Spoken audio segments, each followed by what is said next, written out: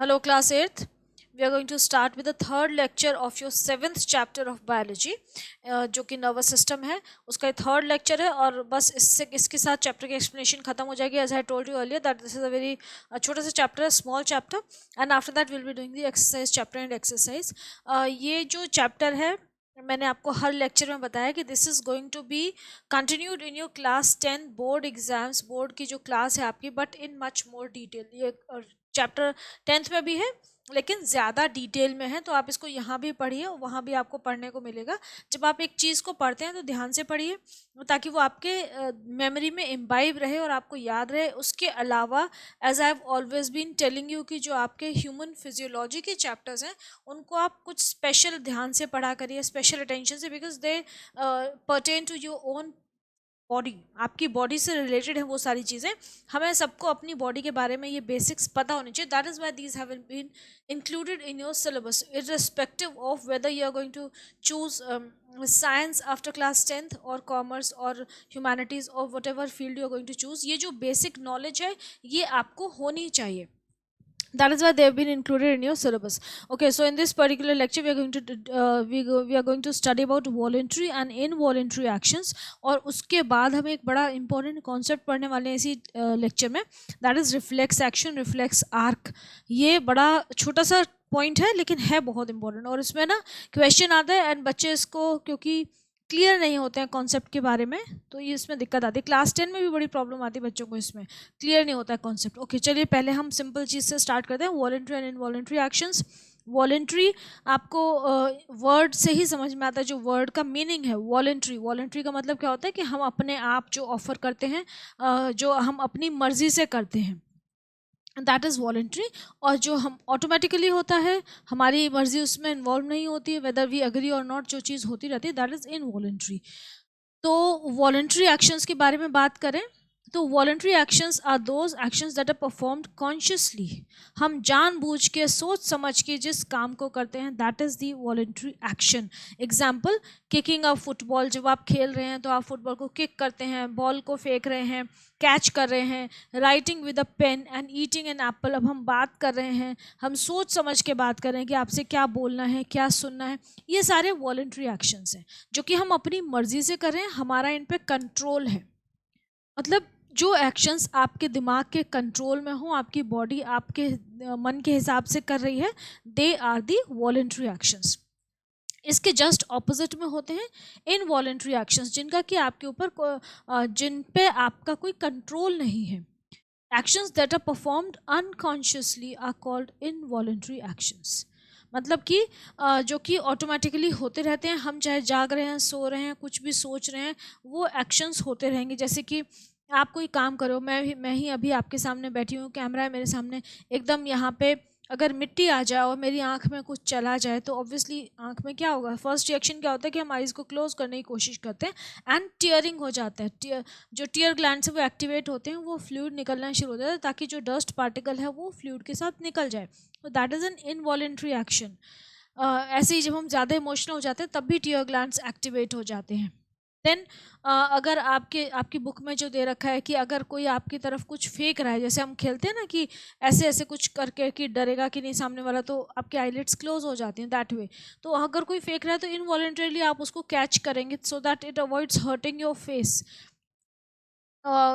किसी गर्म चीज़ को टच करेंगे तो आप फटाफट अपना हैंड पुल कर लेते हैं. तो these are all involuntary actions जो कि हमारे इन बिल्ट रिफ्लेक्सेस की वजह से होते हैं. इनको हम इनवॉलेंटरी एक्शंस को रिफ्लेक्स एक्शन या रिफ्लेक्सेस भी बोलते हैं. ये हमारे रिफ्लेक्स हैं कि कोई इंसान कितनी जल्दी रिएक्ट करता है किसी सिचुएशन को, दैट इज़ हिज और हर रिफ्लेक्स. कितनी जल्दी आप उस पर रिएक्ट कर रहे हो. Okay, so they are reflex actions. अब रिफ्लेक्स एक्शन हैं क्या, इसको कैसे डिफाइन करेंगे. Reflex action can be defined as a quick and automatic response. A quick and automatic response to stimulus controlled by the spinal cord is called a reflex action. मतलब कि ये इतना quick है, इतना फटाफट होता है कि ब्रेन तक भी मैसेज नहीं पहुंचता. जो आपकी सारी नर्व्स हैं जो कि जाके स्पाइनल कॉर्ड में मिल रही हैं, कौन सी वाली नर्व्स हैं, स्पाइनल नर्व्स, जो 31 पेयर ऑफ स्पाइनल नर्व्स हैं उनकी बात कर रहे हैं हम. तो क्या होता है कि फटाफट स्पाइनल कॉर्ड जो है वो स्पाइन में मैसेज पहुंचता है कि ऐसा ऐसा हो रहा है बॉडी के साथ, एंड फटाफट स्पाइनल कॉर्ड रिएक्ट करती है, डिसीजन लेती है, and that is known as reflex action. इसमें ब्रेन का इन्वॉल्वमेंट नहीं होता है। तो अगर आपसे ये क्वेश्चन बहुत आता है कि जो रिफ्लेक्स एक्शन है they are controlled by the brain और द स्पाइनल कॉर्ड, तो एक्चुअली ब्रेन सब कुछ कंट्रोल कर रहा है, लेकिन आप यहाँ पे लिखेंगे reflex actions are immediately controlled by the spinal cord. Spinal cord जो है वो सेंटर है रिफ्लेक्स एक्शंस के लिए, कमांड सेंटर है। तो विदाउट, आपको बुक में क्लियरली दे रखा है, without the involvement of brain is called a reflex action. जो पाथ फॉलो करते हैं रिफ्लेक्स एक्शन में, जो पूरा जो मूवमेंट है कि भाई आपने क्या क्या स्टिमुलस रिसीव किया, रिसेप्टर ने रिसीव किया, फिर वो कैसे कैसे कन्वे हो रहा है, फिर दोबारा से रिस्पॉन्स आ रहा है कि आपको कैसे एक्ट करना है, वो जो एक्सक्यूज मी, वो जो पूरा पाथवे है, जो इम्पल्स ट्रैवल हो रही है उसका, that is known as a reflex arc. ठीक है, the path followed by the nerve impulse in a reflex action is called the reflex arc. Reflex action की पाथ को रिफ्लेक्स आर्क बोलते हैं, जो पूरा पाथ है जहाँ से कि स्टिमुलस ने रिसीव किया है, जो भी रिसेप्टर स्टिमुलस मिला है जो भी रिसेप्टर को, वहाँ से लेके पूरा स्पाइनल कॉर्ड में गया, वो फिर स्पाइनल कॉर्ड क्या एक्शन लेगी, क्या आपके लिए रिस्पॉन्स भेजा है, वो इफेक्टर ग्लैंड उसको एग्जीक्यूट करेगा, वो पूरे जो एक साइकिल है that is known as reflex arc. तो रिफ्लेक्स आर्क का एग्जाम्पल दे रखा है यहाँ पे रिफ्लेक्स एक्शन का, moving away of hand on touching a hot object is an example of reflex action. ये आपको डायग्राम के थ्रू दे रखा है यहाँ पे, मैं इसको थोड़ा सा समझा देती हूँ डायग्राम से ही, फिर आप थ्योरी पढ़िए। यहाँ पे डायग्राम पे फोकस करिए। रिफ्लेक्स आर्क का डायग्राम एग्जाम में बनाने के लिए भी आता है, और ये भी होता है कि इसको दे देते हैं वो प्रिंट में, and then they ask you to label it and ask various questions on it. तो ये वाला जो डायग्राम है बहुत इंपॉर्टेंट है, रिफ्लेक्स आर्क का डायग्राम। ठीक है, इसको ध्यान रखिएगा। देखो यहाँ पे क्या दे रखा है कि कैसे कैसे प्रोसेस हो रही है। सबसे पहले जो स्टिमुलस मिला, कोई भी स्टिमुलस हो सकता है, यहाँ पे हीट की बात कर रहे हैं, रिसेप्टर ने उसको रिसीव किया, रिसेप्टर यहाँ पे क्या हो गया, फिंगर हो गई, फिंगर की भी स्किन जो है, स्किन एक्चुअली रिसेप्टर है। तो रिसेप्टर में सेंसरी न्यूरॉन है, सेंसरी न्यूरॉन ने उस चीज़ को परसीव किया, स्टिमुलस को फील किया और उसको आगे कन्वे कर दिया, कहाँ पे, स्पाइनल कॉर्ड में। और स्पाइनल कॉर्ड में जाके जब सेंसरी न्यूरॉन है तो वो डायरेक्ट मोटार न्यूरॉन को कन्वे नहीं करता है, वो बीच में एक रिले न्यूरॉन होता है जो कि बीच में मैसेंजर का काम करता है। रिले न्यूरॉन क्या है, एक्चुअली एक मैसेंजर का काम करता है, इसका नाम रिले रखा है। आपने रिले रेस देखी है, जहाँ पे कि बेटन पास ऑन होता है, 4 रेसर्स हैं जो कि एक ही टीम के मेंबर्स हैं, वो बेटन को पास ऑन करते हैं, तो दैट इज रिले रेस। तो यही रिले न्यूरॉन है जो कि मैसेज को पास ऑन कर रहा है, जो भी इम्पल्स है उसको पास ऑन कर रहा है। तो सेंसरी न्यूरॉन रिले न्यूरॉन को देता है इम्पल्स, रिले न्यूरॉन उसको मोटार न्यूरॉन को देता है, मोटार न्यूरॉन जो है फिर क्या कहता है, जो इफेक्टर ऑर्गन है, इफेक्टर ऑर्गन कोई भी हो सकता है, मसल, यहाँ पे तो हैंड की बात करें तो ये आपकी हैंड की मसल होगी जो कि फिंगर को पुल अवे करेगी उस हॉट ऑब्जेक्ट से। तो ये हो गया आपका इफेक्टर ऑर्गन, एंड जो इफेक्ट हमें दिखता है इफेक्टर ऑर्गन के रिएक्शन की वजह से, that is known as response of the body. तो यही आपको डायग्राम में दिखा रखा है। डायग्राम में देखो हम लेबल करते हैं नंबर 1 2 3 4 से। एक आपको कैंडल दिख रही है यहाँ पे, और कैंडल पे क्या किया जा रहा है कि फिंगर को रखा जा रहा है कैंडल की फ्लेम पे कि कितना जलती हो, कितनी देर तक आप उसको, मतलब कब हटाओगे उसको। अब देखो, अगर फिंगर आप आराम से बैठे हो और आपकी फिंगर, आप कोई मूवी देख रहे हो, सॉन्ग सुन रहे हो, एंजॉय कर रहे हो, या शांति से बैठ के पढ़ रहे हो, और आपकी फिंगर ले जाके कैंडल की फ्लेम में रख दें, तो आप क्या करोगे, क्या फिंगर वहीं रहेगी या आप उसे इमीजिएटली पुल करोगे, इमीजिएटली पुल करोगे ना। तो that is what is happening here. तो कैंडल है, फिंगर उस पर टच हुई फ्लेम पे, तो देखो ये वाला जो दिख रही है ना, ये लाइन, ये आपको नर्व, ये नर्व है एक्चुअली। तो ये कौन सी नर्व है, ये सेंसरी न्यूरॉन है, क्योंकि स्किन जो है हमारी वो रिसेप्टर ऑर्गन हो गए, कैंडल जो है वो, कैंडल की फ्लेम जो है वो स्टिमुलस हो गया। अब ये जो सेंसरी नर्व है, सेंसरी न्यूरॉन, यहाँ पे मार्क किया है, दूसरे वाले हैंड में दिखाया है पूरा, ये फिंगर पुल हो गई, और ये जो सेंसरी न्यूरॉन है देखो ये कहाँ पहुँचा रहा है इस सेंस को, ये जो फीलिंग है बर्निंग की, इसने पहुंचाई यहाँ पे स्पाइनल कॉर्ड में, इधर से एंटर हुआ ये, ठीक है, पिंक से मैंने दिखाया। उसके बाद बीच में इसको मिल गया रिले न्यूरॉन, रिले न्यूरॉन आपको क्लियरली दिख रहा है, ये है। अब रिले न्यूरॉन को ये मैसेज मिला, रिले न्यूरॉन ने ये इम्पल्स आगे कन्वे की, किसको की, मोटार न्यूरॉन को।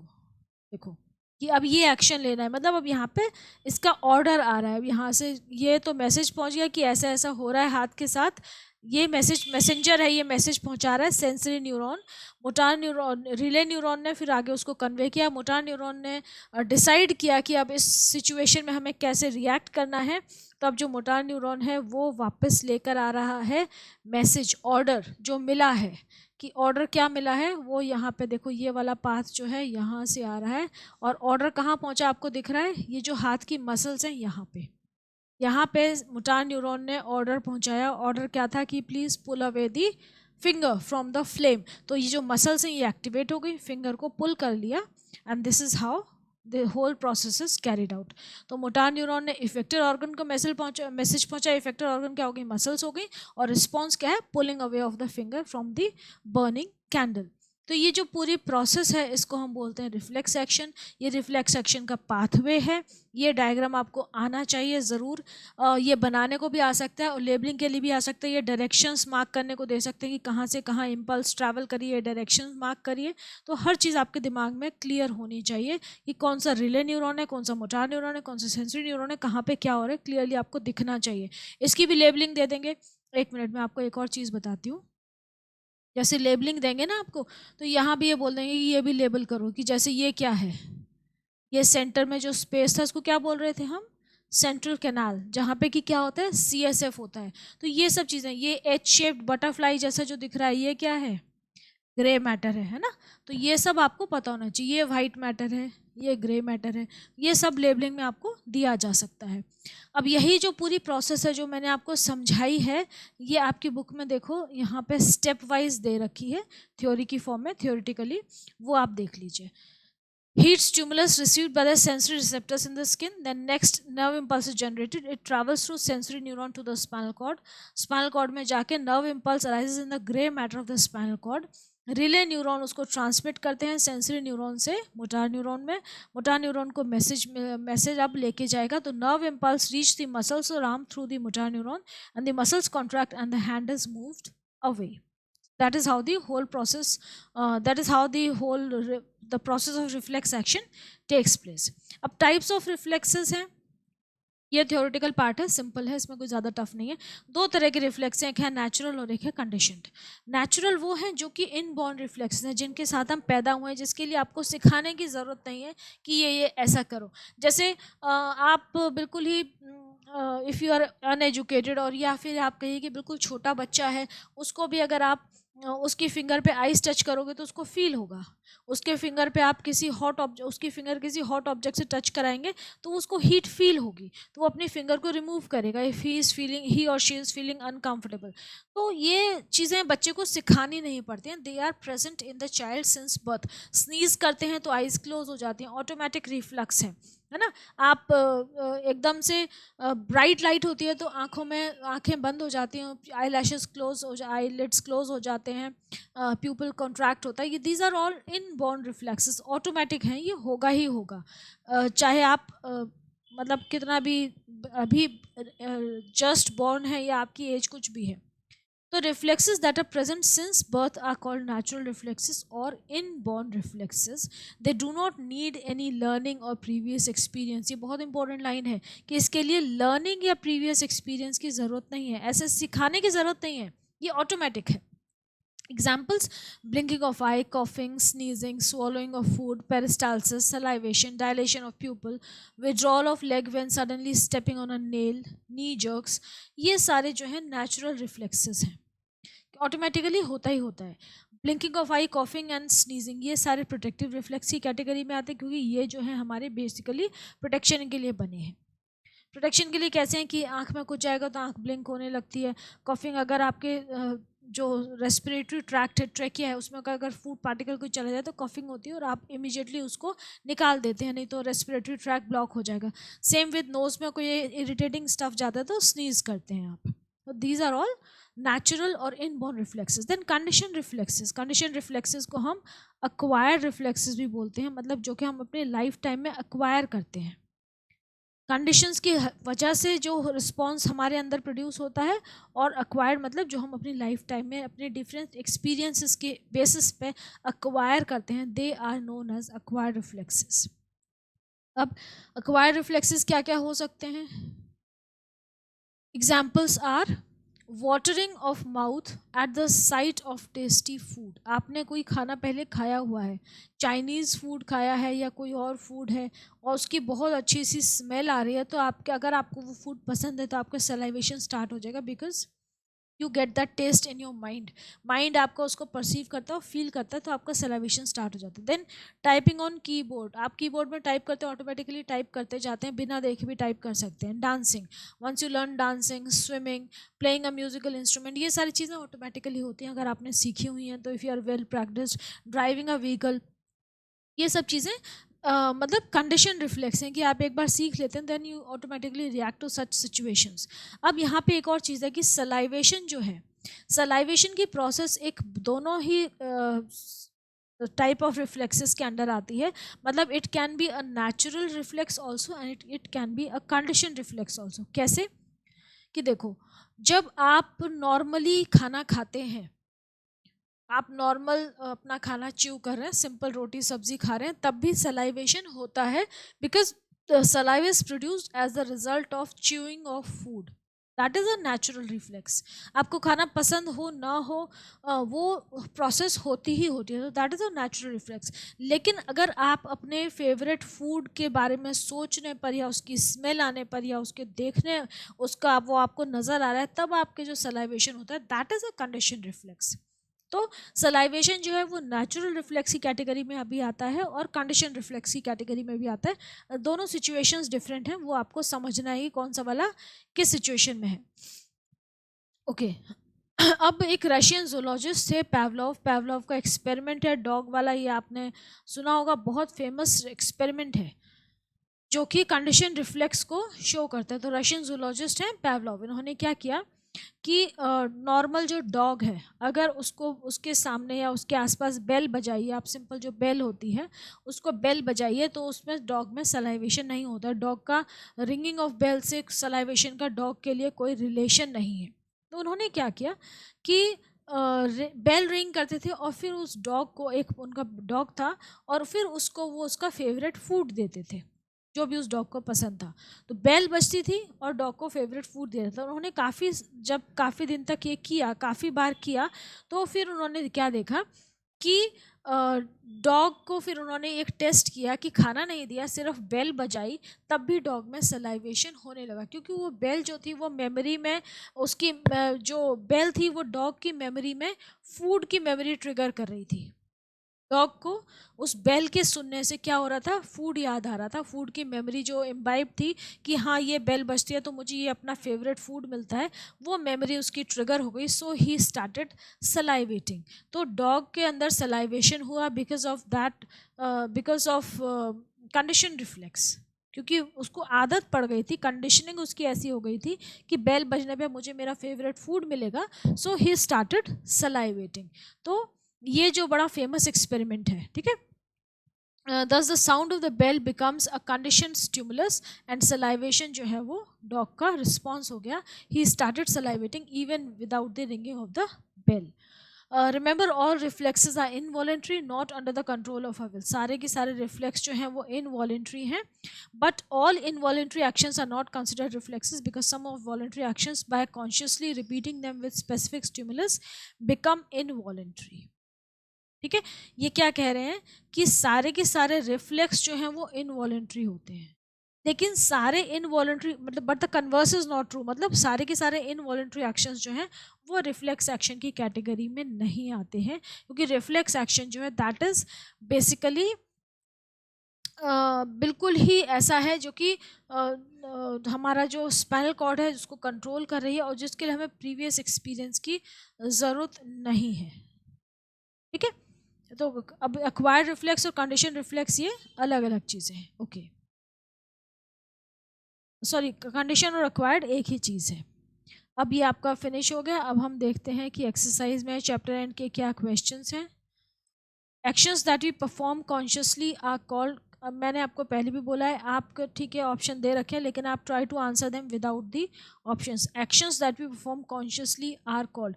कॉन्शियसली जो हम परफॉर्म करते हैं उनको हम क्या बोलते हैं, कॉन्शियस एक्शंस बोलते हैं या वॉलेंट्री एक्शंस बोलते हैं, तो we call them voluntary actions. Next is actions that we perform unconsciously are called involuntary actions. इनको भी हम unconscious actions नहीं बोलते हैं, इनको हम बोलते हैं involuntary actions. Which of the following is not an example of a voluntary action? Kicking a football, voluntary eating an apple, voluntary writing with a pen, voluntary beating of the heart is involuntary. ये जो option है ये correct हो गया आपका. A quick and automatic response to a stimulus controlled by spinal cord. Spinal cord जिस stimulus को control कर रही है उसको हम बोलते हैं reflex action. ठीक है, तो ये हो गया आपका quick and automatic response है by spinal cord that is stimulated by या controlled by spinal cord, that is reflex action. reflex arc जो है उस action का pathway है, तो यहाँ पे आप reflex action mark करेंगे, reflex arc नहीं. Next, which of the following neurons are involve in reflex action. Reflex action में कौन से न्यूरॉन इन्वॉल्व होते हैं? तीनों टाइप्स के. सेंसरी जो है वो सेंस को परसीव करके पहुंचाता है स्पाइनल कॉर्ड में. स्पाइनल कॉर्ड में जो है वहाँ पर रिले न्यूरॉन होता है, रिले न्यूरॉन उसको रिसीव करता है इम्पल्स को और कहाँ ट्रांसमिट करता है? मोटार न्यूरॉन पे. फिर मोटार न्यूरॉन उसको इफेक्टर ग्लैंड या मसल तक वापस से रिस्पॉन्स को ट्रांसफ़र करती है. तो कौन से न्यूरॉन्स इन्वॉल्व हैं? All of these. आपका आंसर हो जाएगा all of these are involved. Which of the following is not a type of reflex? Natural, artificial, conditioned, acquired. तो natural reflex होता है, conditioned और acquired एक ही होते हैं, artificial कोई नहीं होता है, तो artificial would be your correct answer. Next is match the following: sneezing, dancing, swimming, peristalsis, playing a musical instrument, bringing of voice. इसमें से कौन से जो हैं वो inborn है, कौन से acquired हैं? Sneezing inborn है, peristalsis inborn है, blinking of eyes, सॉरी मैंने टेढ़ा मार्क कर दिया, ब्लिंकिंग ऑफ आईज भी इनबॉर्न है. ठीक है, अब कौन से अक्वायर्ड है? डांसिंग अक्वायर्ड है, स्विमिंग अक्वायर्ड है and playing a musical instrument भी अक्वायर्ड है. So we finish with the exercise here. अब ये आपका कॉन्सेप्ट मैप है रिवीजन का, ये देख लीजिए. चैप्टर एंड में जो कॉन्सेप्ट मैप होता है, आई हैव ऑलवेज टोल्ड यू, ये बड़ा इंपॉर्टेंट होता है. इसको देख के आप पूरे चैप्टर को आसानी से रिवाइज कर सकते हैं. फटाफट और देखिए कि आपको कौन सी किसकी डेफिनेशन आती है. फटाफट मन में डेफिनेशन बोलते जाइए, फंक्शंस बोलते जाइए एंड आगे बढ़ते जाइए. So this is a very good to revise this for revision of the chapter. Okay, तो we finish with the chapter ही. एक्सप्लेनेशन आपकी फिनिश हो गई है. एक्सरसाइज एंड के जो चैप्टर एंड एक्सरसाइज है उसके क्वेश्चंस बचे हैं वो हम नेक्स्ट लेक्चर में कवर कर लेंगे. So all the best, study well.